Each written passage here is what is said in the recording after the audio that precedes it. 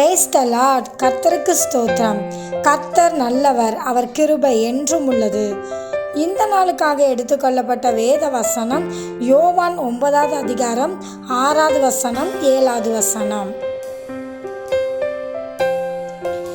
அவர் தரையிலே துப்பி உமிழ் நீரினால் சேற்றுண்டாக்கி அந்த சேற்றை குருடனுடைய கண்களின் மேல் பூசி, நீ போய் சீலோவாம் குளத்திலே கழுவு என்றார். சீலோவாம் என்பதற்கு அனுப்பப்பட்டவன் என்ற அர்த்தமாம். அப்படியே அவன் போய் கழுவி பார்வை அடைந்தவனாய் திரும்பி வந்தான். ஆமென். இதை பார்த்து கொண்டிருக்கிற பிரியமான சகோதர சகோதரிகளே, இவன் பிறவிலே ஒரு குருடன். இவனை இயேசு எப்படி குணமாக்குகிறார்? தரையில் துப்பி அந்த உமிழ்நீரினால் சேற்றை உண்டாக்கி அந்த சேற்றை குருடருடைய கண்களில் பூசி, நீ போய் சீலோவாம் குளத்திலே கழுவு என்றார். அவன் என்ன ஏதுன்னே கேட்கலங்க.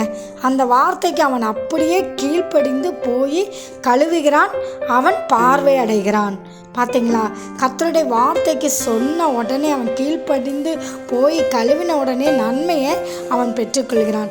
அதே போல தான் நாமும் கூட கர்த்தருடைய வார்த்தைக்கு கீழ்ப்படிந்து நடக்கும்போது நாம் நன்மைகளை பெற்றுக்கொள்வோம்.